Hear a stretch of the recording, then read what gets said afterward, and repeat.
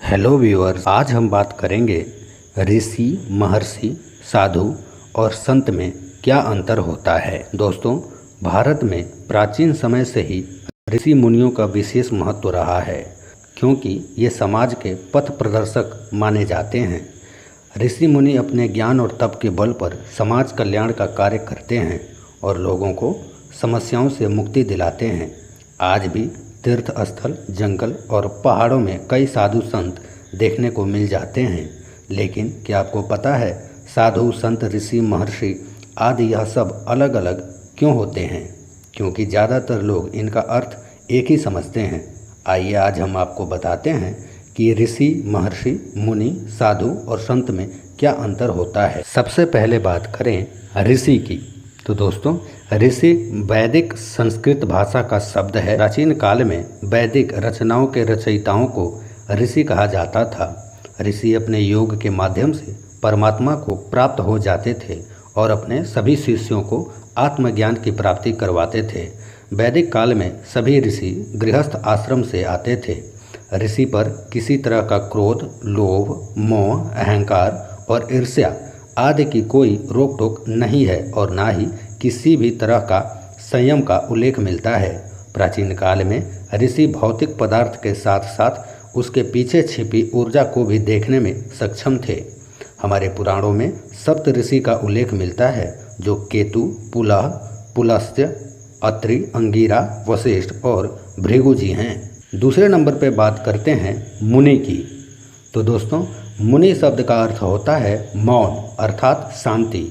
मुनि बेहद कम बोलते हैं। ये मौन रखने की शपथ लेते हैं और वेदों और ग्रंथों का ज्ञान प्राप्त करते हैं। मौन साधना के साथ साथ जो व्यक्ति एक बार भोजन करता हो और 28 गुणों से युक्त होता है, वो मुनि कहलाता है। प्राचीन काल में जो ऋषि साधना प्राप्त करते थे और मौन रहते थे, उनको मुनि का दर्जा प्राप्त होता था। हालांकि कुछ ऐसे ऋषियों को मुनि का दर्जा प्राप्त था जो ईश्वर का जप करते थे। इनमें नारद मुनि का नाम भी शामिल है। मुनि शास्त्रों की रचना करते हैं और समाज के कल्याण का रास्ता दिखाते हैं। तीसरे नंबर पर बात करें महर्षि की, तो दोस्तों, ज्ञान और तप की उच्चतम सीमा पर पहुंचने वाले व्यक्ति को महर्षि कहा जाता है। महर्षि मोह माया से विरक्त होते हैं और परमात्मा को समर्पित हो जाते हैं। महर्षि से ऊपर केवल ब्रह्मर्षि माने जाते हैं। गुरु वशिष्ठ और विश्वामित्र ब्रह्मर्षि थे। प्राचीन ग्रंथों के मुताबिक हर इंसान में 3 प्रकार के चक्षु होते हैं: ज्ञान चक्षु, दिव्य चक्षु और परम चक्षु। जिस इंसान का ज्ञान चक्षु जागृत हो जाता है उसे ऋषि कहते हैं।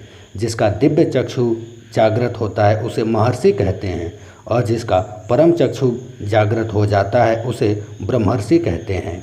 अंतिम ब्रह्मर्षि दयानंद सरस्वती थे, जिन्होंने मूल मंत्रों को समझा और उनकी व्याख्या की। इसके बाद आज तक कोई भी व्यक्ति महर्षि नहीं बन पाया है। चौथे नंबर पे बात करें साधु की, तो दोस्तों, आमतौर पर साधना करने वाले व्यक्ति को साधु कहा जाता है। साधु होने के लिए विद्वान होने की ज़रूरत नहीं है, क्योंकि साधना कोई भी कर सकता है। प्राचीन काल में कई व्यक्ति समाज से हटकर किसी की साधना में लग जाते थे और विशिष्ट ज्ञान प्राप्त करते थे। कई बार अच्छे व बुरे व्यक्ति में फ़र्क करने के लिए भी साधु शब्द का प्रयोग किया जाता है। इसका कारण ये है कि साधना से व्यक्ति सीधा, सरल और सकारात्मक सोच रखने वाला बन जाता है। इसके साथ ही साधु लोगों की मदद करने के लिए हमेशा आगे रहते हैं। संस्कृत में साधु शब्द का अर्थ है सज्जन व्यक्ति, जिसका एक गुण ये भी है कि ऐसा व्यक्ति जो 6 विकार काम, क्रोध, लोभ, मोह, मद और मत्सर का त्याग कर देता है। इन सब चीज़ों का त्याग करने वाले व्यक्ति को साधु कहा जाता है। 5वें नंबर पर बात करें संत की, तो दोस्तों, संत शब्द संस्कृत के शब्द शांत और संतुलन से बना है। संत उस व्यक्ति को कहा जाता है जो सत्य का आचरण करता है और आत्मज्ञानी होता है। इसमें संत कबीरदास, संत तुलसीदास और संत रविदास के नाम शामिल हैं। ईश्वर के भक्त या धार्मिक शख्स को भी संत कहा जाता है। घर परिवार को त्याग कर मोक्ष की प्राप्ति के लिए जाने का मतलब संत बनना नहीं है। इसलिए हर साधु और महात्मा संत नहीं कहलाते हैं। इस प्रक्रिया में जो व्यक्ति संसार और अध्यात्म के बीच संतुलन बना लेता है उसे संत कहा जाता है। संत के अंदर सहजता, शांत स्वभाव में ही बसती है।